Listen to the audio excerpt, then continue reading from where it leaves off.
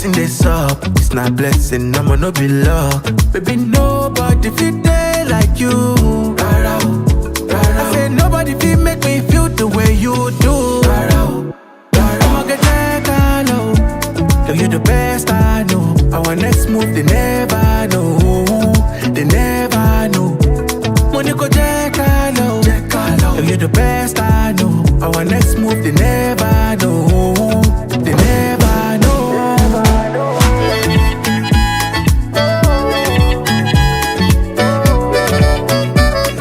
They never know.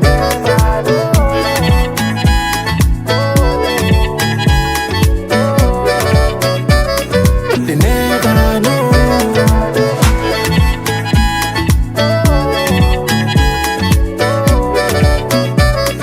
They never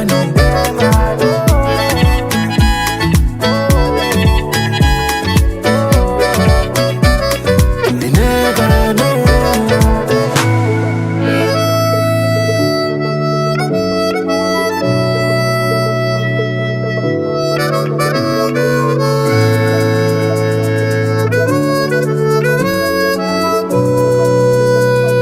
They never know.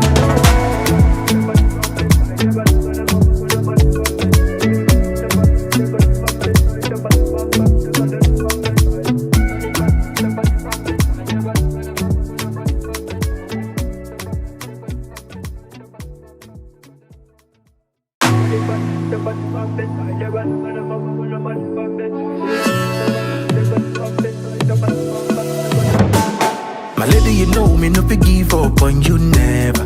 Wanna be with you forever, forever, forever, forever. Oh baby, where we they go? Now forward and far, backward never. Them they pray make we run down never, never, never, never. I'ma get that low. Girl, you the best I know. Our next move, they never know. They never know. Money go check low. Girl, you the best I know. Our next move, they never know. They never know.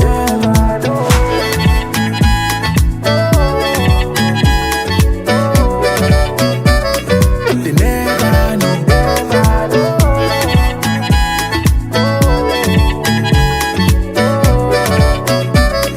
They never know. Without you, baby, the journey go too rough. So you know, girl, I be feeling this love. Even when I'm down, you wanna waiting this up. It's not blessing, I'ma no be luck. Baby, nobody feel day like you. I said nobody feel make me feel the way you do. I'ma get that low. Girl, you the best I know. Our next move, they never know. They never know. Money go check low. Girl, you the best I know. Our next move, they never know. They never know.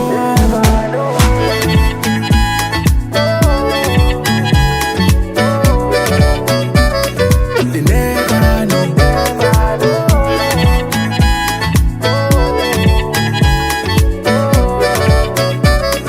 They never know.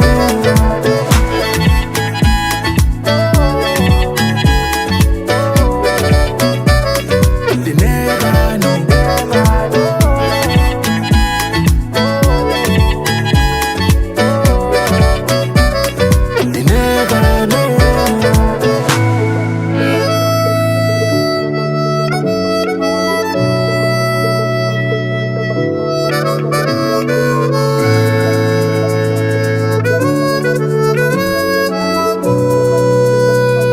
They never know.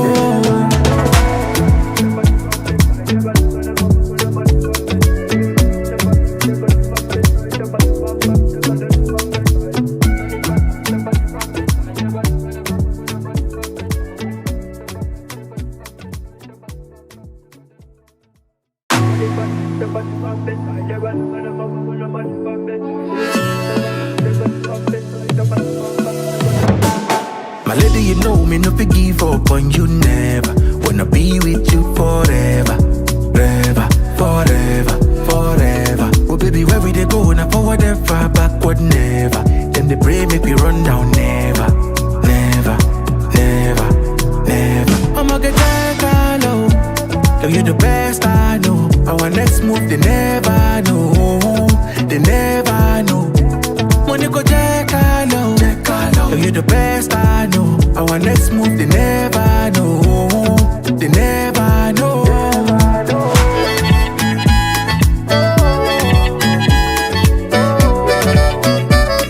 They never know. There we go, everybody. Good evening. Thank you for tuning in. We're back on the Hohner YouTube channel. It's October 1st. This is the last quarter of the year, and we got another exciting Hohner Live coming up. This is episode 142, and it's crazy that we never done this before. We met before, I guess, at some harmonica festival. I'm not sure, but a long time ago. But yeah, for those who don't know about Hermine Deurloo, she's like one of the most amazing players on the chromatic harmonica, based in Amsterdam. Are you in Amsterdam right now? I'm in Amsterdam right Oh yeah. And yeah, you started out as a saxophone player before you fell in That's love true. with the harmonica. Mhm. And yeah, Hermine performed all over the world, and you taught at the Harmonica Masters too at some point. Yes, I think in And that's maybe where we 2018. met. 2018, or maybe I played on the World Harmonica Festival in 2015, I think. Oh, yeah. But I don't know when we met. But probably 2018 or something. I did a workshop. I guess Right? 2018, yeah. Or 17, maybe.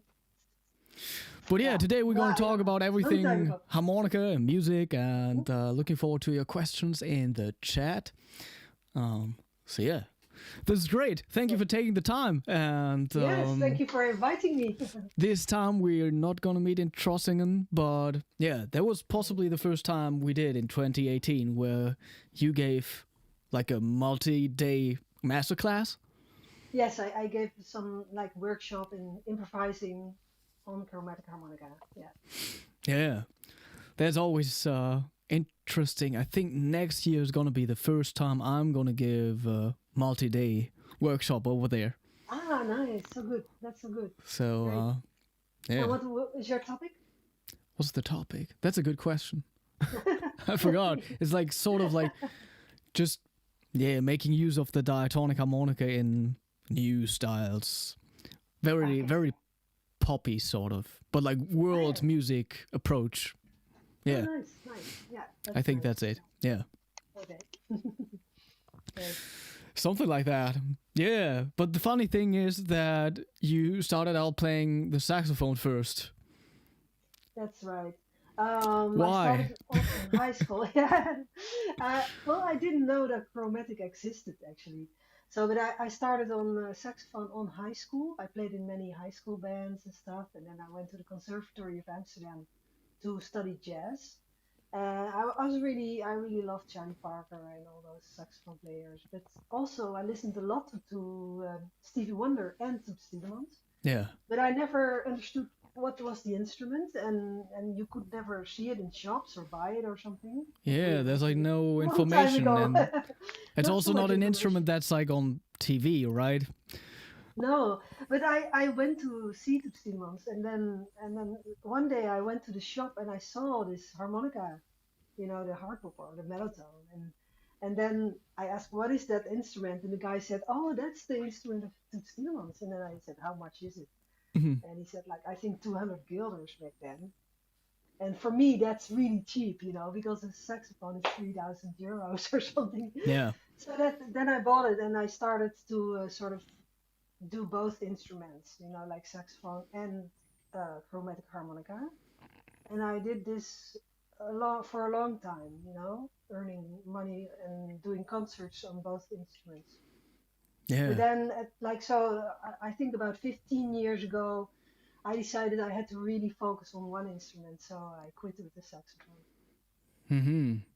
But Yeah. that sounded so easy when you said like. Then I studied chromatic harmonica at the conservatory in Amsterdam. Yeah. Like, was it that easy to like get in there with the harmonica?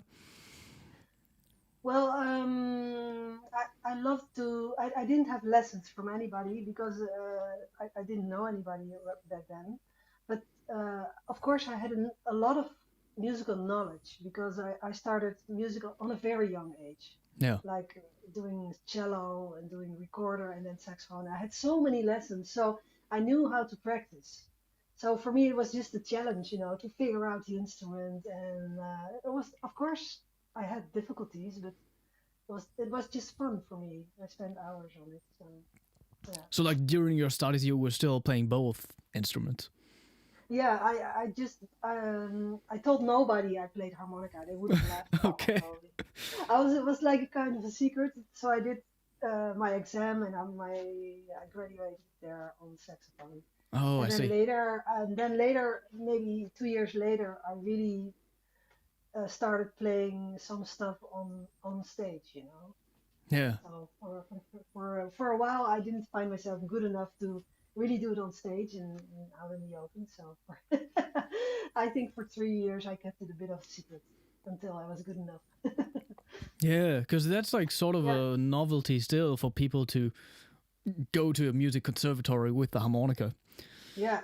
And Is that happening? Is there like any player in Amsterdam who did that or yeah, well, in Holland, I was teaching three harmonica players in Rotterdam okay. from 2016 or something. So I did this for 3 or 4 years, and then they were all graduated. So I didn't have any pupils anymore. Yeah. But I gave lessons to three of them. And also last year, there was a Danish harmonica player who graduated from the Conservatory of Amsterdam. Hmm. But he had lessons from saxophone players. And Oh yeah. so it's getting more normal, I think. It's way more known and accepted than like in the 90s, or the 80s. Yeah. Yeah. Yeah, even through the Mm. last few years, I don't know, because I remember when I started, and of course maybe it was also me playing diatonic harmonica only. Who knows? But I Yeah, also applied to schools in the Netherlands because I I learned know. Dutch at school, and then I Yeah, applied, or like I didn't really apply. At least I asked yeah. Amsterdam, and I'm not sure if I Rotterdam, maybe. Back then Den I was Haag. not. Yeah, oh, Den Haag. Yeah, yeah, Yeah, yeah. and they I were was not. like kind of Yeah, interested. yeah, yeah. Uh, But Amsterdam back then, that was 2014. yeah. They were like, no, you don't have to Mm. play for us. Like, even if you're really good, we don't know what to do. Oh, okay, yeah. So they changed that attitude now. They changed their Yeah, opinion. I guess like more and more schools Yeah, are yeah. opening up for like weird or like unusual instruments in jazz studies. Yes, yes, absolutely, absolutely. So yeah, Yeah, that's why I stayed in Germany sort of, and yeah, yeah, yeah, also here in Hamburg now, they got this master program and they got like violinists and harp players and yeah. There everybody too, playing our jazz. players. Yeah, accordion, of course, and yeah. But back then, when I told people, "Oh, I went to play harmonica instead of saxophone," some people were laughing, like, "Oh no, what is she doing? She went crazy or something." Yeah, Yeah, because everybody was like, you're playing such a beautiful instrument, the saxophone. yeah. Exactly. Why do you switch to this toy? Yeah, Like that's the so. same Yeah. thing that I had because I played clarinet first. Oh, yeah. Yeah. So yeah, It's so reactions were funny. kind of Yeah. similar in the beginning. Yeah. Anyway, it's good that you just stuck to your own opinion. Like Yeah. don't listen to other people. And Mhm. what was like, you already told us that you had all the musical knowledge playing the saxophone and stuff. Like, what was like the hardest thing to transition to the chromatic harmonica? Maybe especially in like jazz language and stuff. Of course, the inhaling. Hmm. Like with saxophone, you have this breathing technique, and you can compare it to yoga breathing. With diaphragm and stuff. But with of course the harmonica, you have to breathe in and out. So it's also difficult to get things more fluent. So yeah, I sort of paid a lot of attention to that. Yeah. Yeah, And then to get it maybe more for fluent. you, just this physical action of like pushing the slide wasn't too much of a thing because like you were pressing buttons all the time. Yeah, that was like, But oh, that's like so easy. so weird for me, coming from the diatonic, starting to like Yeah, do this. Yeah. yeah, yeah. That's weird. Yeah, yeah. I can imagine. But For yeah, me, it was that's almost like too little action almost. Like, but and a very small instrument. It was interesting. But like doing the jumps, like you know, and do that fast. That's of course on saxophone it's very easy, but on harmonica it's different. Yeah, yeah. yeah. Like in terms of slides, like do you prefer like having a lot of resistance pushing the slide, or do you rather do something very loose? Very loose, no resistance at all. Mm-hmm. Actually, Okay. yeah, as little as possible. Yeah. Yeah. There are very different opinions on that. And there's Oh also, yeah. I saw like one player, maybe he's Dutch too. Mm. And he had like just, there was like no spring at all in there, and he was like actively moving the slide by like putting like a ring on his finger, sort of. I know. Yeah. He made a ring and attached it to his slide, or like just like a little rope or something. Yeah. And his name is Wim Dijkgraaf, Yeah, right. and he removed the spring. Yeah. But I don't. I tried it. I really tried, but I didn't feel a lot of difference. Like Hmm. in the end. Because like then it feels like you also gotta like actively pull the slide out, you know? Yeah, but then if it's attached to your finger, it Oh yeah. doesn't matter so much.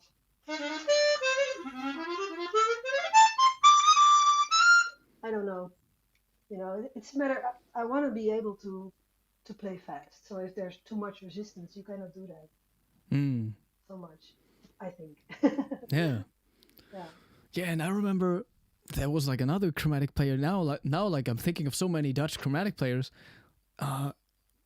because like early on I visited some workshops hosted by Ben Bouwman Yeah. in Bauman, yeah. Netherlands, and Of like course. there was Yeah. like a show and the concert evening with Tim Velvas. Tim Welvers. Yes. Yes. Yeah. Yeah. He was a great player, and unfortunately he passed away a couple of Oh years yeah, I read ago. about that. I think he passed away somewhere before the lockdown or in the lockdown. Okay. Yeah. Yeah. There's. Also, you have Jan Verwij. Jan Verwij. He was a great bebop player too, Mm-hmm. but he passed away too, like yeah, a couple of years ago. Yeah. There's Yuri in the chat, and he says, makes me wonder what instrument right now the new generation is playing that no one takes seriously and thinks it's a toy, but in 10 years there will be super experienced geniuses playing. I don't know Oh, which instrument that could be. I don't know either. Maybe recorder in jazz or something. The recorder in Recorder jazz. flute. Recorder flute. Yeah, Like there's some really good players on the recorder. especially in the Baroque music. Yeah. But I Oh yeah, didn't there's hear also that the in Dutch jazz. girl that I got to know at Opus Classic. What's her Yeah, name she again? is amazing. I just forgot her name, but she is amazing. Yeah, I she think does maybe like she's the Charlie yeah. Parker stuff in the Baroque Yeah. setting, sort of. Yeah, that's why I thought about it. Yeah. I as a child I also used to play a little bit of jazz on recorder just for fun, But it's never taken seriously in the jazz world. She can do it. Yeah. She's so super virtuoso. Yeah. So earlier, right before this, we kind of already talked about your sound. How would you describe your sound? Like we talked about this, that it maybe got darker, and you're trying different harmonicas, and like what's the most important aspect for you in like finding your sound and shaping your tone? Yeah, I listen, of course, a lot to myself, like recording myself and listening back. But also, I think my embouchure changed a little bit over the years. Like it's more loose or something. And I like a warm, round sound, not like a bit dark, actually. Not Yeah, like I mean, because the harmonica bright has and like sharp. plenty of highs. So. Yeah, it has so much high. It also can be that after all these years, the high is more irritating to me than before or or something. I want to avoid it more, you know. Yeah. Like really bright. Should be the opposite when you age, right? Because you're hearing less of the Yeah. higher frequency. For some reason, I pick up very very high frequencies, Yeah. and it's like crazy. I can hear all the, what do you call it, these little insects in the summer, you know, like the squeaking. It's sort of getting worse. I hear it more. Maybe maybe I'm losing some of the mid range. I don't know. But anyway, yeah. So I want a warm, sort of mellow sound. Yeah, that's what I'm always trying to do too. Now on the diatonic, there's like so much highs, and like when recording, I'm cutting all of them out, and like, Yeah. You can cut them out if you. But I really like to not have to adjust my sound too much in the recording room or on stage. yeah, I don't want to. I want to add a little bit of reverb, but not too much low or something, or cutting out all the high. You know, it's just yeah. I mean, Yeah. best case, the instrument and your whole embouchure already sounds the is way there, you want it but to. of course, you will maybe always take away a little bit of high. I'm not sure. Yeah. Yeah. So like nowadays, do you still have like some sort of a daily routine with the instrument, or is that non-existent and it's more like getting ready for like projects and concerts and recordings? I always start with long notes, and then I start with all kinds of scales. I do that, you know, and then I start to practice the next concert. That is true. Yeah, Okay. but I do.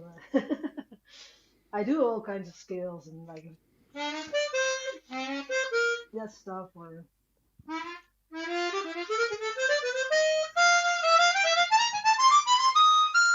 that stuff. No, or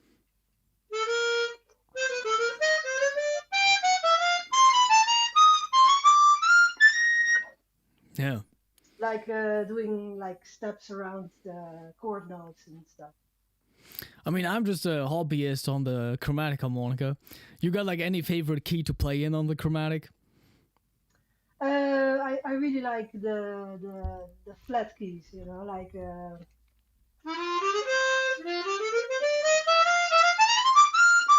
of I like E flat, F, B flat, and Yeah. I don't know. But lately I play with some guitar players, so I have to really get into the sharp. That's good. scales, Yeah, you know, that like- forces you to. Yeah, that's true. Yeah. Yeah, I think like every single time I pick up the chromatic first, like I always play in C minor because it's just lays Ooh. out so well. Yeah, that's true. Yeah. Just nice. Yeah. Yeah. And I think I gotta work on like, the weird keys. Like, what is a weird key to you? I don't know, playing. I guess E major would be the hardest on the chromatic. Yeah. I think so too. Maybe or B or E major or B major. Yeah, but Yeah. B is still kind of. It's nice. B would be the hardest on the diatonic, I would say. Oh yeah. Okay. I And, didn't know. like major, playing B Yeah, major. major. Yeah. So but I play now with the Gypsy guitar player Stoffelo Rosenberg. Oh yeah. He plays a lot in A major, E major, so all his songs are in G major. But also G is a little bit not so common for me, so I really have to get into it. And, Right. yeah. So do you ever play any chromatics that are tuned to a different key? Have you ever tried doing that? No, hardly. I played, of course, if I played the man with the harmonica, or from any Americane, Yeah. I played that one on a B flat harmonica, because you Oh, can I see. Yeah. easily play. Yeah, it's a bit hard to. You do that, you know, like, and then on a B, I play it now in E flat, but it's in a different key actually. I just don't remember what key. I think E or something. But Yeah. then it's better to play it on a B or B flat harmonica. You can either blow all the notes or inhale all the notes. So that's the only time I take another other key. Yeah. Okay. But Yeah. I know Toots played a lot on B flat or B harmonica even. Oh, I okay. think. Yeah, for certain older recordings, he took some other tunings. So yeah, you know, I don't. Yeah, for me it's then difficult to think if it's a totally different, you know, um, tuning. Yeah, Yeah. yeah. So yeah, I mean, you were able to like sight read music on the saxophone already, but how did you learn doing that on the chromatic? And what would be like your way of suggesting this to beginners? How should they Oh learn? yeah, yeah. Because I was a good reader already, and on saxophone it was not such a big problem for me. And on harmonica, it's just the same notes, of course. It's in C, but then it's the same notes.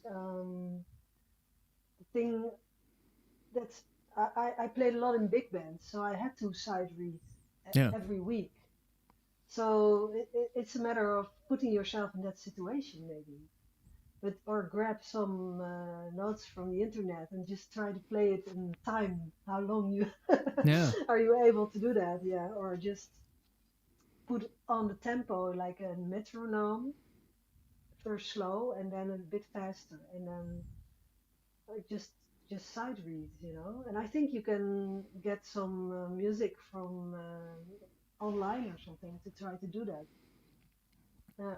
Even Yeah. it could be Bach or something, or some classical study, or yeah, Yeah, that makes most yeah, sense. And just like, yeah, you got to put yourself in that yeah, situation.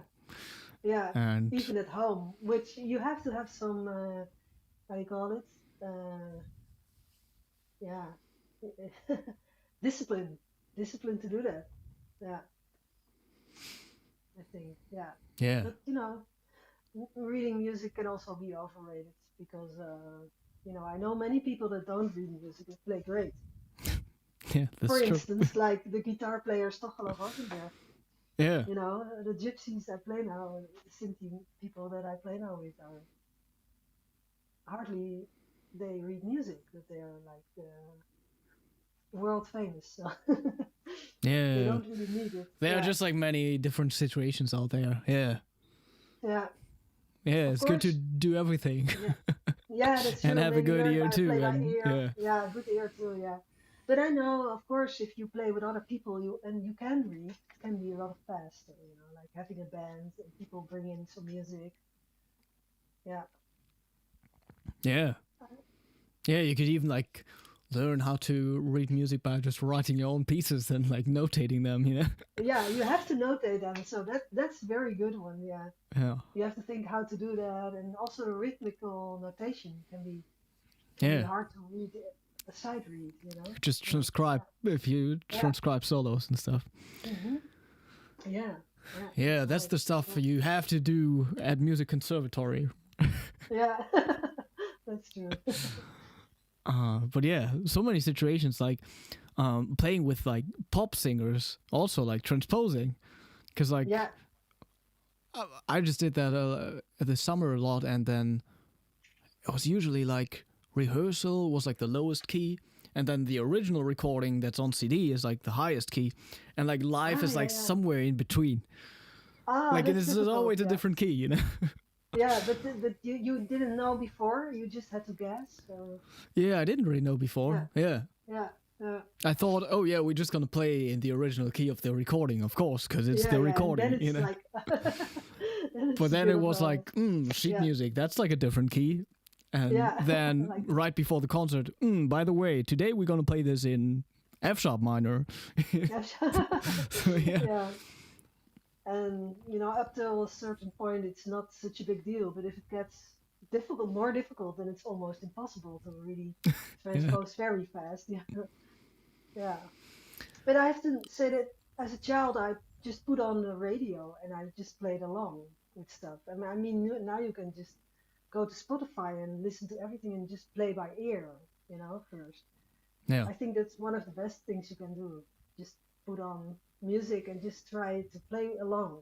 See how Yeah, it and like put sounds. on music that you Yeah, actually like. like yes, Because like very I important. mean, the harmonica can like do Yeah. everything. Like you don't have to like restrict Hmm. yourself to whatever has been played on the harmonica before. So Yeah. Yeah. so like if It, anyone is out there enjoying punk rock, like play harmonica along to that. yeah. Like you know. How would that be? So Yeah, yeah. would sound it's perfect. I think it could really work. But, yeah. Also, yeah, I did some modern classical music. Somebody wrote a piece for me. Yeah. Modern classical music. I played it with the German orchestra, the SWR orchestra, and it was really difficult and very weird music. At first, I could not really think what it would be, but after a while, I started to like it. It was sort of Arabic music also in it, Oh yeah. very beautiful combinations. Like the chromatic harmonica with a bass flute and with a hobo. So he really used the orchestra against the sound of the chromatic harmonica. So this was so interesting. Yeah. Yeah.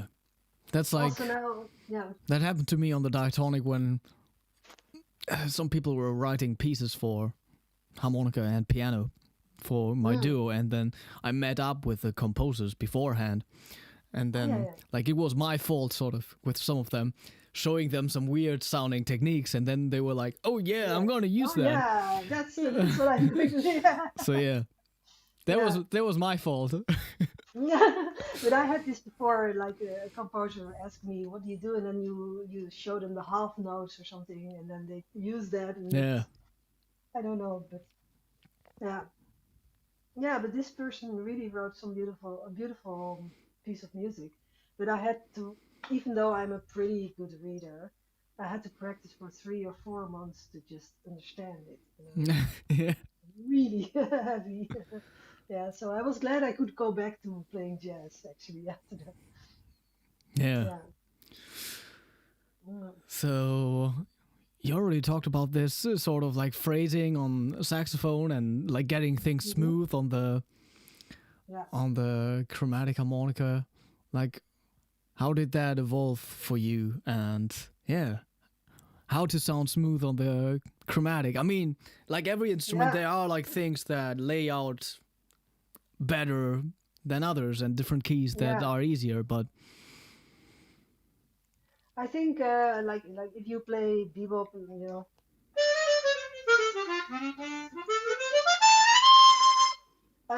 what I do also is I play some notes softer than others. So you have sort of ghost notes.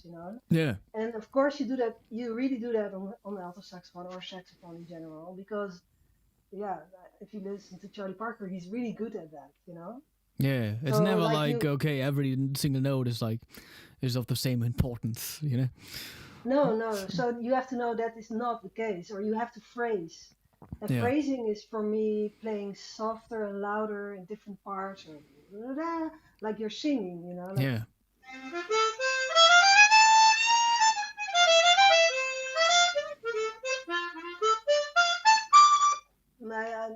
probably I do it now without thinking so much, but I really do, yeah, sort of articulate on different notes, and I don't articulate on other notes. yeah. Yeah, Yeah, I feel like that's you could consider that being like a huge part of swing too. It's not just like yeah, the triplet feel, but it's also like having these accents in between. yeah, yeah, Um, yeah, and phrasing and sort of not like ghost noting certain notes. I don't know if I play this like, oh yeah, well, that is too difficult.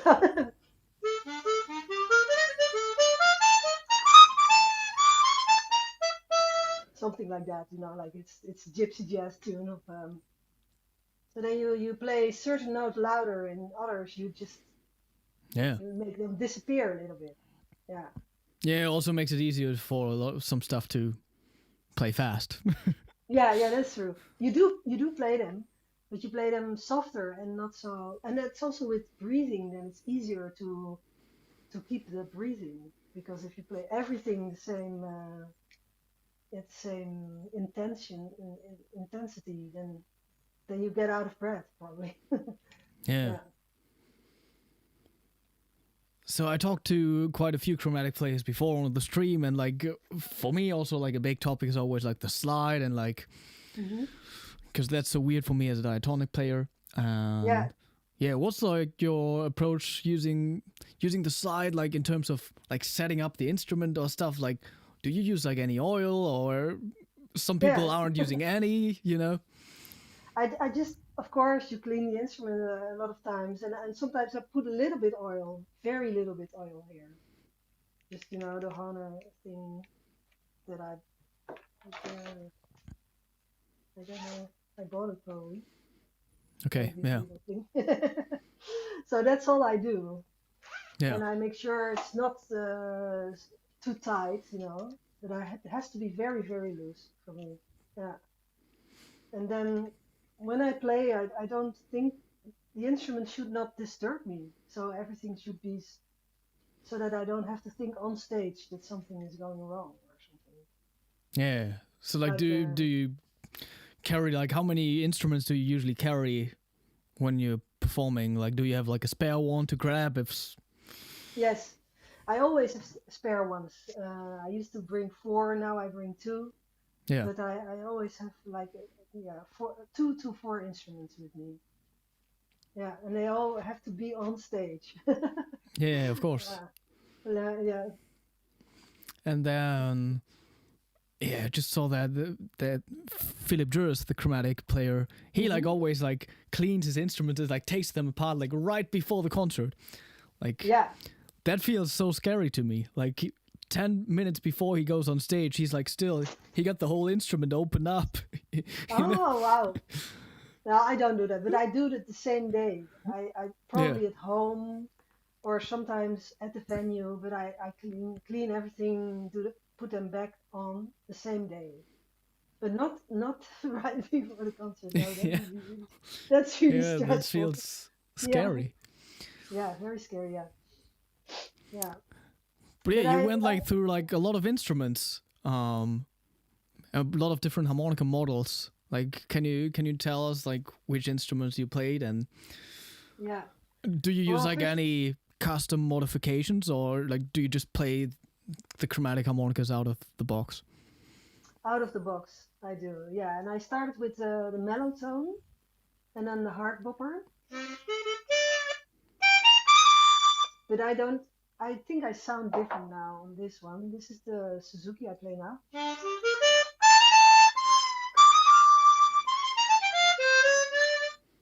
And I played sometimes a Seidel for a short while, but long time ago. Okay. And but now I also have a Cremona, which can be,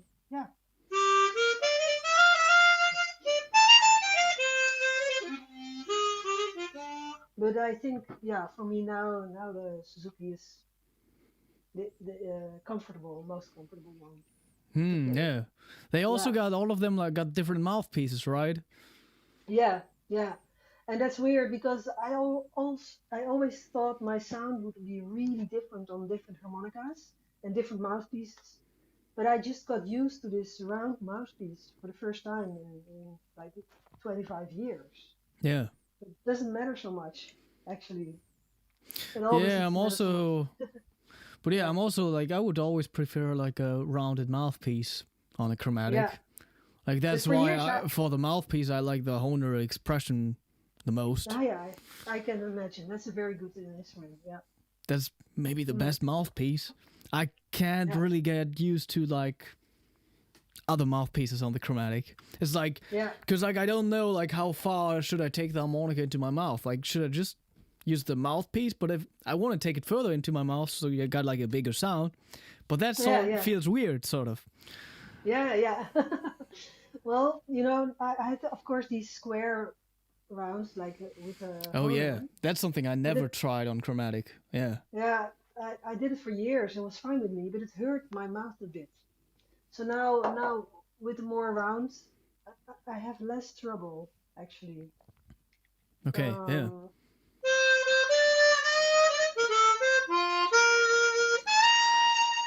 and I'm not playing really on top of the mouthpiece. I do put it a bit further in my mouth. Yeah, that's true. And Yeah. like, how often do you play octaves? Like at the same time. Yeah. This I can do it, but I never use it on stage. Never. Okay. The thing is, for my ears, it sounds a bit out of tune. It's weird. Yeah, I get what It you almost a mean. little bit out of tune. So I admire it in other people. They can play whole solos on the. It sounds a Yeah. bit accordion kind of stuff. I like it, but it's not really my thing because I always feel it's out of tune. Sort of, I Yeah. don't know. Yeah, I like the It's sound a lot personal thing. too, and Yeah, I don't know. Yeah, possibly the instrument has to be tuned like super well, super or well. Yeah, yeah. yeah, When I recorded something, I also like remember like recording the octaves like in 2 different takes, yeah, so I yeah. can Of like course. intonate well Yeah, and yeah, yeah. Or take a different harmonica that's good in tune in some other range or something. yeah. Like yeah, yeah, But yeah, in general, I really like the octave sound. That's why also like I'm looking for like 16-hole yeah, chromatic, so I can yeah, play yeah, yeah, yeah. Of course. in octaves over 3 octaves. So Yeah, yeah. yeah, It's true. But I was more. I still want to, dive into the harmony of the jazz and making beautiful lines. I'm now really interested in playing melodies and playing around them. Like you play a melody and you improvise around it, like a cadenza or something. Stuff like that is for me. Yeah. So that's more the topic that I'm interested in. And of course, I know the octaves playing or even other interval playing, but it's not yet something I want to work on. Like I leave that to other people, which can also be nice. yeah. Yeah, So how do you handle a live situation like amplifying the harmonica? Like, do you have like a certain setup, certain microphone that you like? yeah. I have this. It's Shure. Maybe you saw it before. Hmm. It's a customized Shure. It's Shure 58. Customized by um, Greg Hoyman. And Greg Harmon has this website, and he also makes a lot of, bullet harmonicas, bullet microphones for Yeah. diatonic. He customized a lot of things, but this is one of the things he does. And it's very light, so I can hold it like this, and also, move the harmonica to the range that I want to amplify more. You know what I mean? Yeah. I mostly put it on the low side, so the high sound would not be so bright. But yeah. And then I attach this to a little Fishman amplifier, and there's a reverb in the Fishman. It's a very simple amp actually, guitar amp, but there's this reverb that I like. So in a lot of situations, I just plug in my microphone in my amp, and the amp goes to the sound engineer, to the sound system Yeah. with a line out. And so this will do. It's okay. And if I have really important concerts, I take my own sound engineer. Like he will do the trick. Yeah. He has really beautiful reverbs. For me, the reverb is the most important thing in my live sound. But that's really good. That's like the best thing you can do as a harmonica player, bring your own sound engineer. Yes. Well, of course, obviously, there's not always that money, Yeah. but sometimes there is, and I try to take him as much as possible. Yeah, because like And sometimes it's really worth it. yeah, yeah, it's really worth it. Because like It makes, wow, I had yeah, some situations also with orchestras, and then it's like a big concert, but yeah. the sound guy just like I don't know, You don't. they He doesn't they understand don't the get it, harmonica. you know. Yeah, they don't. It's very difficult. You have to learn, and of course, luckily in the Netherlands there are now a couple of sound engineers that know my instrument and know how to Yeah, amplify it. And yeah. of At some course, point, you get to yeah, know some of these yeah, people, and then you know, yeah. That's oh, there you are, and I'm really happy that he or she is yeah. there. Like, And then you can also yeah, be like, I remember having some people in Cologne too, like where I was maybe like sitting in with like another band or something, and I knew like, oh yeah, he's doing the sound, then I'm gonna be Yeah, fine. I'm just gonna jump on stage and it will yeah, yeah, sound really good. yeah. But yeah, And you can't it's do very that all the time. no. The most difficult thing is if you are a guest with somebody and there's just no room for you to just do the sound check or anything. You just have to go on stage and do it. That's really difficult. Yeah. Yeah. Anyway, with more with concert, mostly, if I take this amp and I just plug it in, then it's the most easy. Sometimes if I go abroad, like I'm going to England a lot of times lately, and then I just take the amp, and I don't need a discussion, it's just there. So Okay. it could be worthwhile to also to just buy a little sound rack with your own sound regulation. That could be enough. You don't have to take an amp actually. But I still didn't find a good one, so with Yeah. a good reverb. Like the sound engineer that is my friend, my favorite sound engineer. He has like really beautiful reverbs that are like thousands of euros and stuff, and you know, yeah, he bought it. So Yeah, that's very important. I mean, reverb makes everything sound better too. So. I think so, and also maybe with the diatonic you have another reverb setting or idea than with the chromatic. I'm not sure Yeah. actually. Is that true? Like you use also another microphone or not? I'm not sure. I mean, I haven't played too much chromatic on stage yet. Just Yeah. just a little. But what did you use for the diatonic? What kind of I mean, if I microphone? can, I always tell the venue to get this. So Oh yeah, yeah, yeah, like a really good one. That's yeah. more like yeah. For Um. me, that would be too sharp. Like too yeah. But yeah, I also like. It's like so many duo concerts, and then I'm really like I'm standing just in front of the mic, and I'm not like holding the mic. Yeah. But yeah, there's also like a different feel for me. Like especially when I'm playing like very hard stuff to play on the Yeah. Yeah. Yeah. harmonica. If it's like classical, it Hmm. would feel very different like holding the mic at the same time. So like I would Yeah. actually Yeah. have to Yeah. practice that way at home, I think. Yeah. I'm so used to it that I don't really notice anymore. Of course, sometimes I practice it at home, but I'm so used to it. And this one is a lighter one. It's not so heavy. Yeah. So that makes it more easy. And by the way, I have a little volume knob. So if I sound check, I put it not really all the way open, but just 3/4. And then if the music gets too loud or louder, or the drummer gets louder, I can also go louder, Yeah. which is amazing. So I can also with on stage I use this a little bit. Like with a ballad, I go a little bit softer, and with louder music, I go a bit louder. Yeah. Yeah. Cause like that's so true, especially with the harmonica. Like if you crank this up at the sound check, and then the Hmm. whole band's playing louder as always on the Yeah, and gig, then you're too soft. Yeah. then you're just like nobody can hear you. Like Yeah. Yeah. Yeah. Yeah, so that's very clever to make a little volume thing here, so yeah, you can adjust, and so that's very nice for me. And also sometimes I can adjust on my amp. I can adjust the reverb. So with some stuff you want to have a bit more reverb, and with faster tunes you don't want to have so much reverb. So it's really nice to be able to adjust that on stage. Yeah, yeah. yeah. So Also, you're basically using the amp as your monitor on stage too. actually, yes. Actually, that's all. Yeah, a little bit of monitor and a little bit of sound regulation. Yeah. Yeah. But the ideal situation for me is, of course, with my sound engineer, and he would put like two monitors in front of me with a stereo reverb. Okay.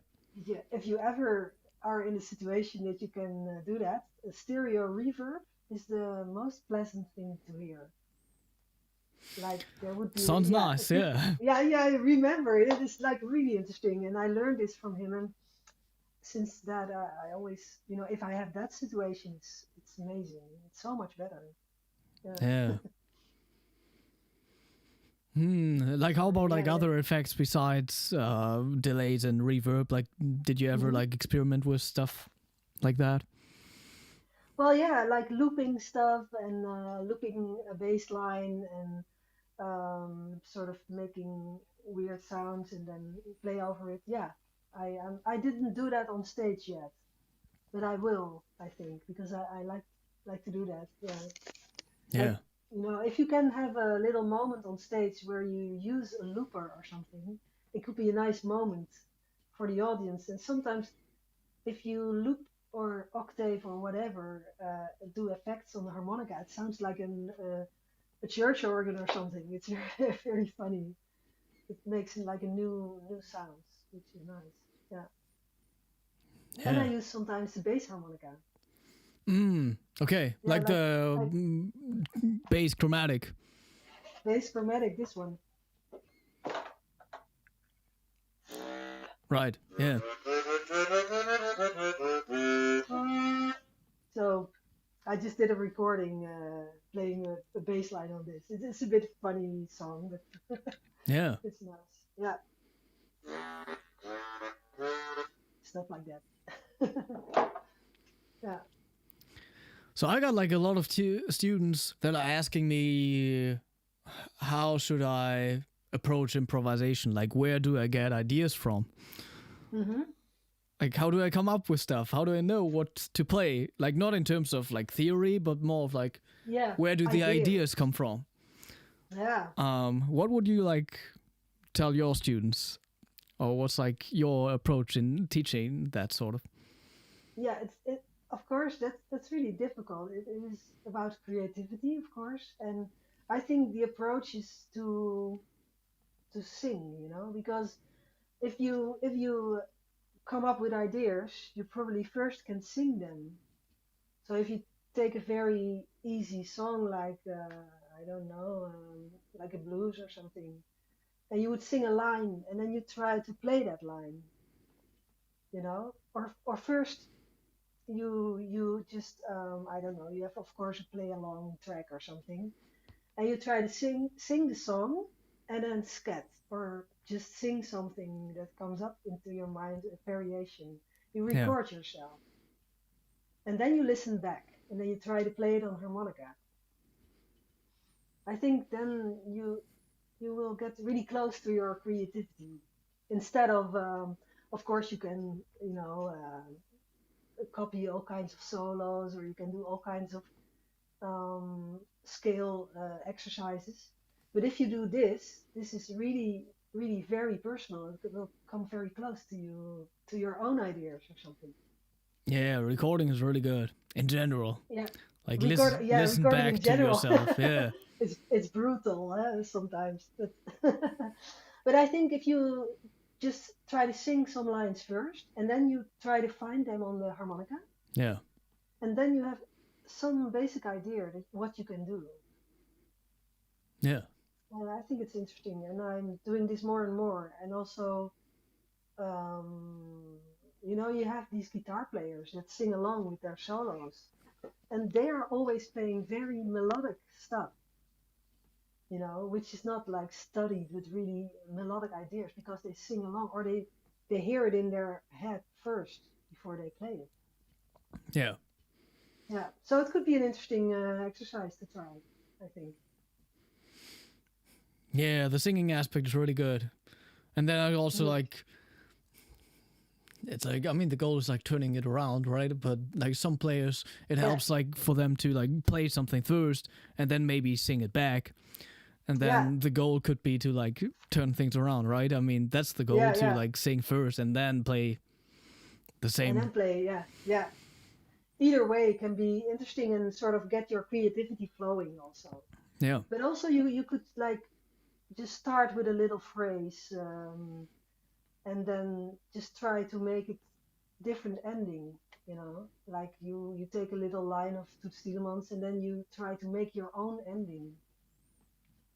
Take Would take a little bit more work, but that could be that could be helpful too. Do you feel like harmonica players have the tendency to like overplay because they don't have to breathe in between? I think so, yes. Yeah, I do yeah, think so. I have to really also um, be aware of that myself. yeah, And I deliberately, last couple of months, I deliberately try to leave space.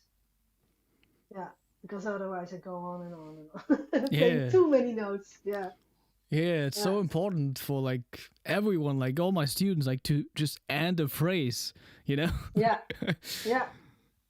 And this is also, if you would sing, you would never do that or talk. Yeah. It's like making a little phrase. What I do with students also is playing this an easy tune, and I play the first two bars, and he or she has to respond, and then you get ideas from each other, and this is also interesting to do. Yeah. To get ideas and also to breathe and yeah, Yeah, I feel like yeah, guitar is like you got to practice that, piano. Yeah. yeah, oh I feel yeah, like he also got even better at it. I think Brad Miller was like so good at it. yeah. What at making leaving space? Leaving You mean? space, yeah. Yeah, yeah, yeah. Cuz like He's amazing. cuz Yeah, like other than other pianists, like if you see him live, he's like he got his hand up there and he's like waiting yeah. for Waiting the for the idea to idea. come or like Yeah, for yeah, something he's going to hear beforehand, you know? yeah. True, true. Yeah. Also with his touche, of course, it's very subtle and very beautiful.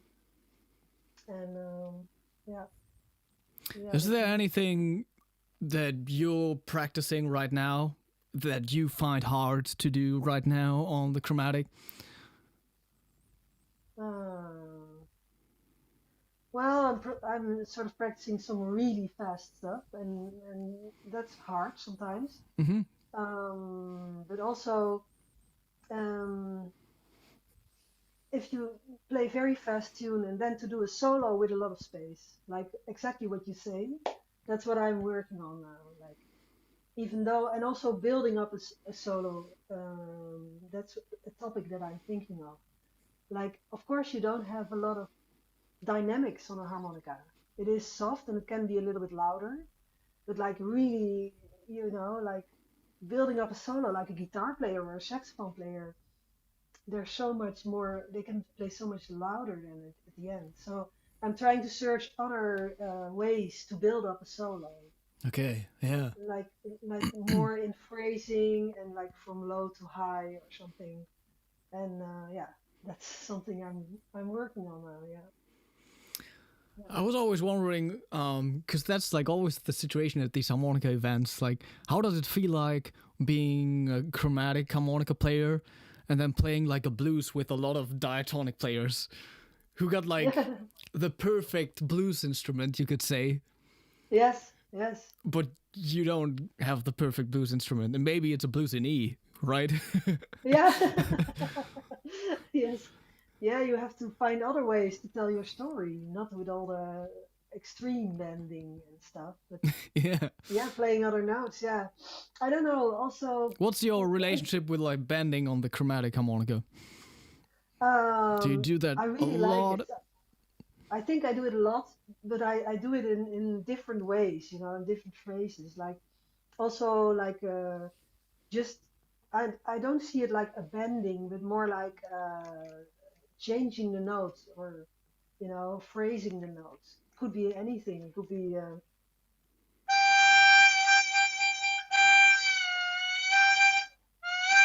all kinds of stuff that is making the sound not straight, but in any way bent or curled or whatever. So, Yeah. and if I play a line, I would do every note a bit different, I think. Yeah. But I love the bending, and if I forget, sometimes you're so busy with playing all the notes and stuff that you forget to bend, and then I sort of throw it in like, oh yeah, it should be there. I think playing harmonica in general without bending is very sad. I think it's just very boring. Or yeah, yeah. If you don't use that aspect of this instrument, then to me it's a bit flat or something. Yeah. Yeah. Oh yeah, Pete is asking. Oh yeah, just check out the description box below. Does Hermine have stuff on YouTube we can check out? Yeah, put all the links to like YouTube, Spotify, Facebook, Instagram. Where should I put them? What's like, where are you most active? On which platform? I think I do a lot on Instagram and a lot on YouTube. Like I have a lot of YouTube films. Oh yeah. I regularly post new films. I'm not like having a channel that I'm talking to daily or anything, but I have a lot of nice films that I put there. With Instagram, I think. Instagram. Yeah. Are you on TikTok yet? No, I'm not on TikTok. Are you planning on? I don't know. I don't think so. Okay. Maybe I should. Yeah. I mean, you recorded with like so many amazing musicians already too on your albums. Like Steve Gadd and Kevin Hayes, who like people know, yes. right? Which is crazy. What are some like upcoming projects you can tell us about? Or like what's like the most recent stuff that you might want people to check out? Well, I think tomorrow or this weekend, a live recording is released. I played with a Dutch piano player, Erik Verwij, and he writes beautiful, really very melodic tunes that are suitable for the harmonica. I think I really enjoy playing them. So we have a live album on high resolution. So maybe you don't hear that on Spotify, but you can download it also if you want on very high resolution, and it's a live album. And then I will release an album with guitar player Anton Goudsmit. He's also Dutch. Mm-hmm. And that's sounds very Dutch. Goudsmit, yes. But he's great, and he writes also nice tunes. And this will be released probably beginning of next year or something, a duo album. And then I don't know, a lot of plans, but they're all a little bit vague still. Yeah. But I will also play with the Sinti Music, the Gypsy Today program with Stochler Rosenberg. So if you like also very virtuoso guitar players, so you can check it out.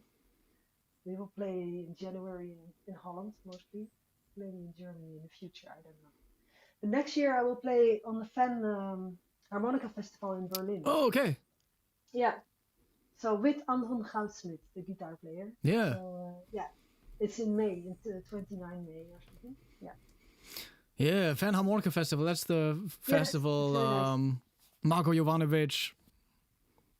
I think he like kicked things off there, and they did this in 2022 and last year.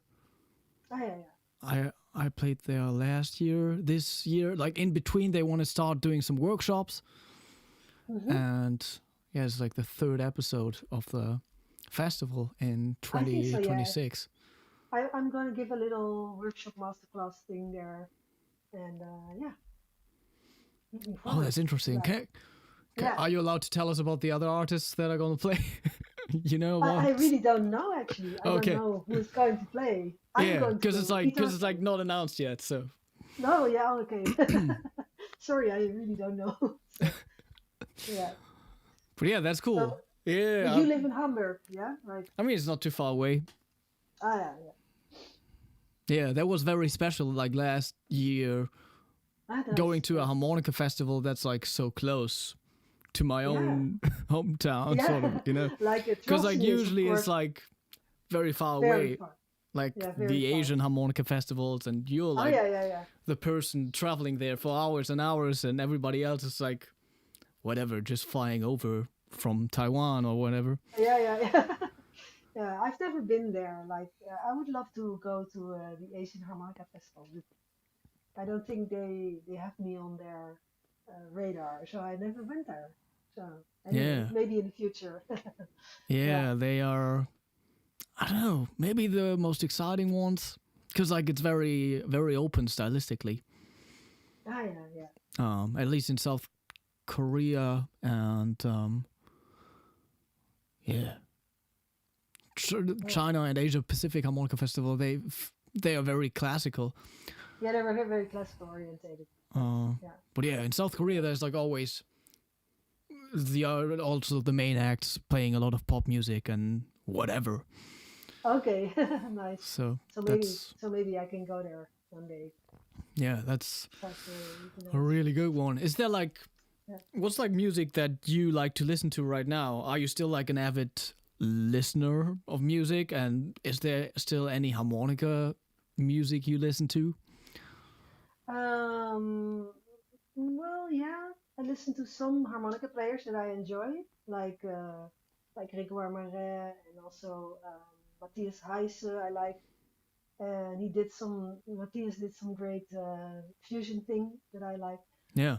and Antonio Serrano, and he participated in a big band, a flamenco big band in Holland, and I like that recording very much. He's really good also, I think. So yeah, and but I still I still listen a lot to Toots Thielemans. Like I have some favorite records that I never get Okay. tired of, Yeah. like Toots with Joe Pass or with Fred Hirsch, like those things. But I do listen a lot to Brad Meldo actually, Yeah. and I really listen a lot to Pavattini actually also, and but also other modern jazz players.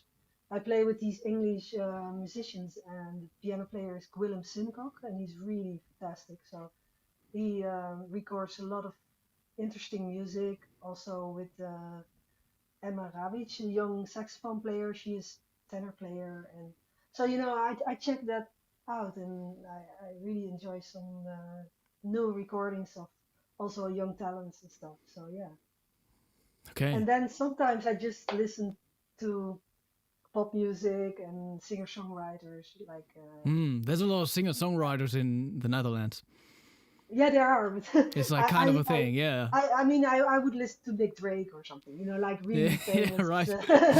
old stuff that I always enjoy to be calm and to enjoy. Yeah, Yeah.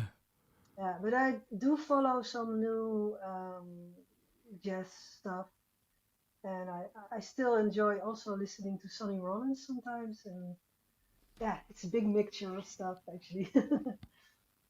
Yeah.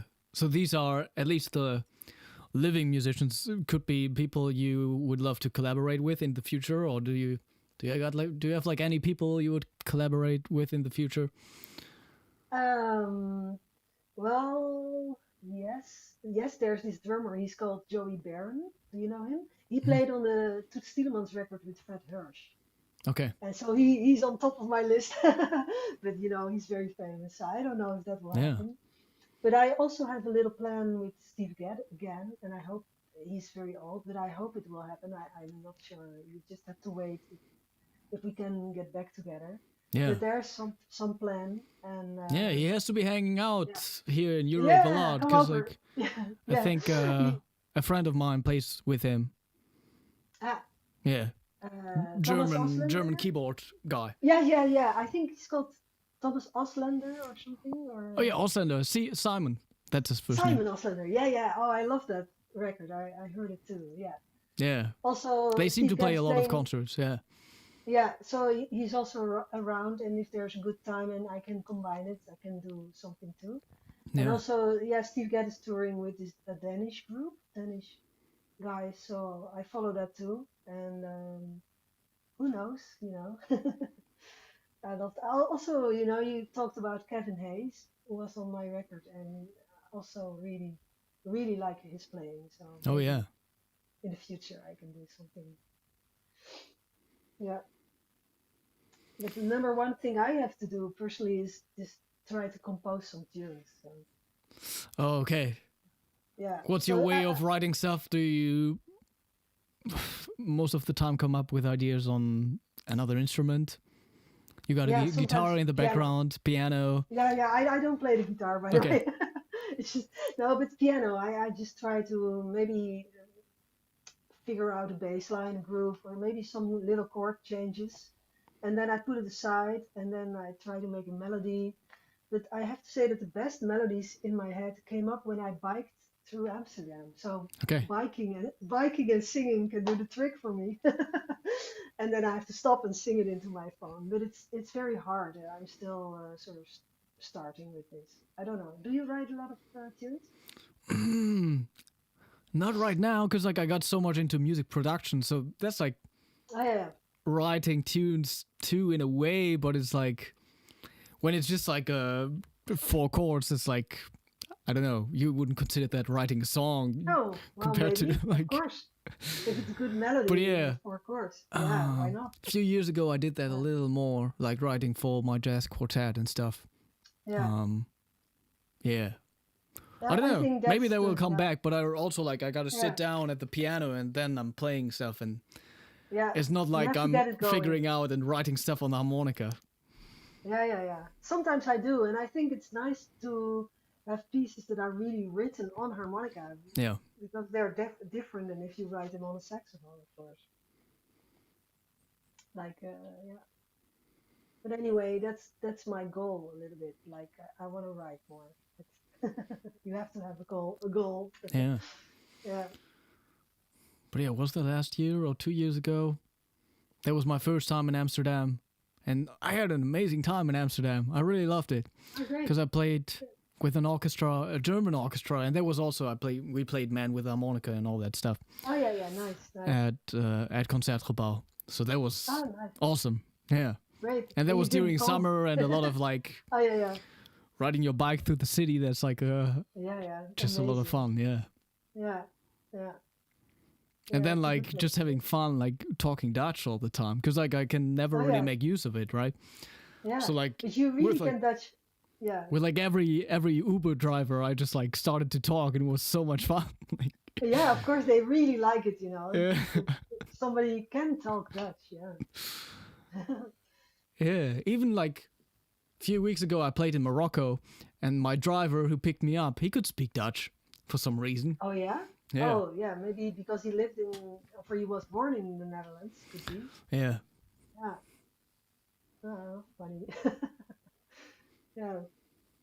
So but you don't talk Dutch so much anymore? Or... No, I don't have like anyone to talk to, you know. Oh, yeah. So yeah, that makes it kind of hard. Yeah. I don't know. I still have this thought in mind, like maybe I could move to Amsterdam in the future for like half a year or something. Oh yeah. Yeah. It would be really good for the language, and like, I don't know. Yeah. Yeah. Why not? And all these Yeah. cities feel like kind of similar with all the water, like Hamburg, Amsterdam. I was just recently I've been to Copenhagen and stuff. Yeah. Copenhagen like- feels very Amsterdam like me. Yeah. to me. Yeah, I feel really Very at home true, there. especially Yeah. on the bike Yeah. too. Like the Yeah. way people ride their bikes through the city. It's like Yeah, very nice. I visited the Copenhagen Jazz Festival and I checked out a lot of music. It was Oh, so yeah. great. Yeah. Well, it's one of the most beautiful jazz festivals around, I think. yeah. It's a very beautiful city. Yeah. But Amsterdam is more beautiful, of course. Yeah. No, just joking. Just joking. I was born in Amsterdam, so Amsterdam for me. Yeah. Water is very clean in Copenhagen. It's more clean than Hamburg Elbe water. Probably a bit cleaner also than here. Yeah. Yeah. Yeah, Anyway. got to experience that in summer when people just like jump. But I saw that in Amsterdam too, like Yeah, they people do. They jumping do from the swim bridges and stuff. there. Yeah, they did. Yeah. So yeah, I was thinking of maybe having a little harmonica festival here. You know, like in the jazz venue, like for 4 Yeah. days. Maybe it would be nice. Just a one-time event, not like a yearly. or Yeah, something. that's like hard to pull off. Yeah, Yeah, yeah. But I have to think about it and see if I can get some venue along with it to pay people. You know. yeah, Yeah. yeah. I mean, stuff like that is good for the instrument. Yeah. Yeah, just to do a festival with diatonic and chromatic, you know, and maybe also a little harmonica quartet, inviting them. Yeah, I don't know, like maybe show the diversity of this instrument. Yeah. Anyway. yeah. I think like here in Yeah. Germany, they are working towards something like every year there's like. It's like they call it like year of whatever instrument, you know, and then it's like being Yeah. featured in like concert halls a little more Oh, yeah. than usual. Oh wow, really? So like they The whole had of Germany. Yeah, they had something like mandolin, like probably last year or 2 years ago, and then there was like yeah. mandolin all over the place, you know. Oh yeah. Uh, Chile or something. Yeah. Yeah. The mandolin year. so The year of, hopefully there will be like a year of the harmonica. yeah. I don't know, next year, in 2 years, because they had like the year of the accordion, and then I think the harmonica people thought, or they were thinking about like joining, making Yeah. it the Yeah. year of the accordion and the harmonica, and but then Harmonica? harmonica people were like, no, we want our own We year of want the our own harmonica, year. right? Yeah. That's so funny. It's of course family, you know. I played some concerts with accordion player Vincent Pairani, and Yeah. he's amazing. He's a French accordion player. He's just very very virtuoso, and it's interesting how the instruments blend together, and but also can separate on stage, you know. And I play them with piano with Willem and with Vincent Pairani, and some people cannot divide the harmonica from the accordion if they're in the hall, you know, like Yeah. of course I can hear it very clearly, but for the average listener it can be hard. Yeah, like Like who's you playing just which play, notes right now? yeah, who playing which notes? That was the question. Yeah. Yeah, it's interesting. Yeah, that can be a really good combination. I think so too. Yeah. Yeah. That should be more common. Yeah, yeah. Also, when I would solo, Vincent would play more the bass notes, so I would stick out more. And of course, I would not play at some points that he would do a solo. I just shut up or something. Yeah. Really good. Yeah, so Yes. people can check out the description box. Check out your YouTube and Instagram where you're most active. And yeah, besides that, we always got like a monthly harmonica challenge going on, which is like topic based. So Yeah. next one is going to be, gypsy jazz, sort of. Oh yeah, good. I still got to record an announcement video for that. Not sure if we can do this on Sunday already. And besides that, there will be more Hohner lives. Yeah, now it's October already, this month. I think we're going to do one with Rohan from India, who's like a super young diatonic talent. Ah, nice. And I already had some more in the works. So Okay, yeah. so it's really international. You also talk with people from India and stuff, and Indonesia. Yeah, Yeah. especially through the harmonica festivals. Yeah. Yeah, yeah. And sometimes it's like worth, for an update after whatever. Some years, I think I started this 4 or 5 years ago. So Okay. sometimes it's worth like updating, doing another one with somebody I interviewed 4 years ago. So 4 years ago, of course, yeah. Something you can check out. a lot of stuff can happen in the meantime. Yeah. But yeah, that's really good. Harmonica Fan Festival. People should check that out too. Yeah. Yeah.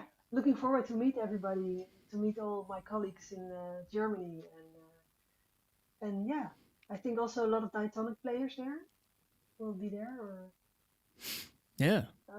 I think I will sort of prepare a workshop where diatonic players can easily also, you know, join me, and we talk a little bit about improvisation. That's my plan. So yeah, that's late May 26th. Next year, yeah. Awesome. Yeah, thank you for joining us tonight. Thank you for taking the time.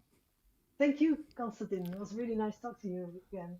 All right, everybody. Thank you for tuning in. Bye-bye. Bye-bye.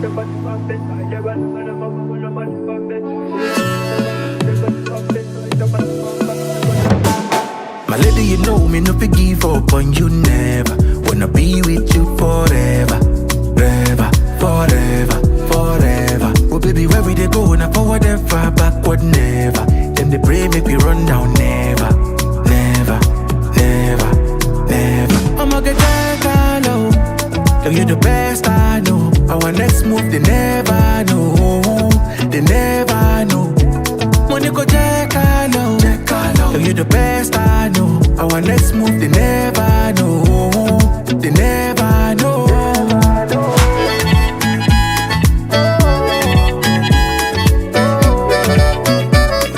They never know.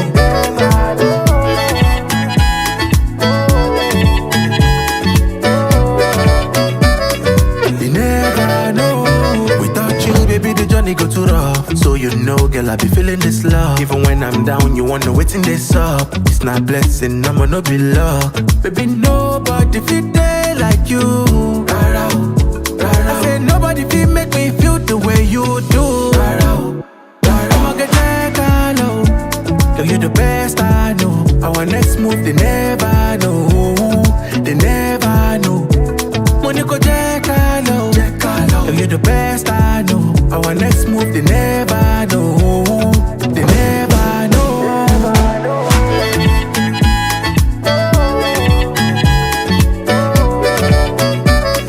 They never know.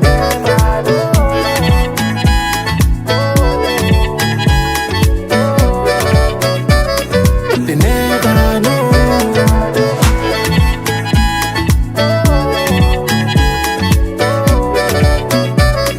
They never know. They never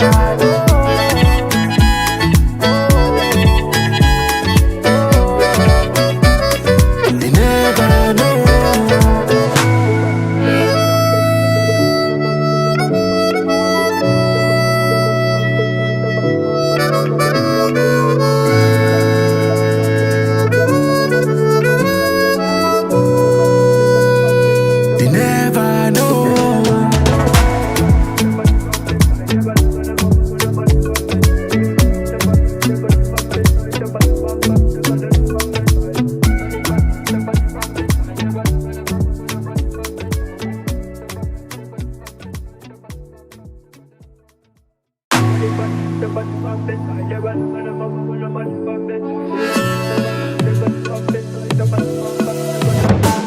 My lady, you know me no fit give up on you never. Wanna be with you forever, forever, forever, forever. Oh baby, where we dey go? Now forward and far, backward never. Then they pray make we run down never, never, never, never. I'ma get that low. Girl, you the best I know. Our next move, they never know. They never know. Money go check low. Girl, you the best I know. Our next move, they never know. They never know.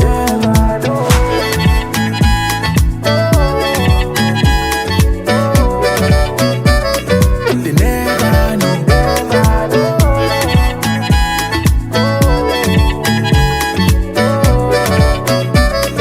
They never know. Without you, baby, the journey go too rough. So you know, girl, I be feeling this love. Even when I'm down, you wanna waiting this up. It's not blessing, I'ma not be luck. Baby, nobody feel day like you.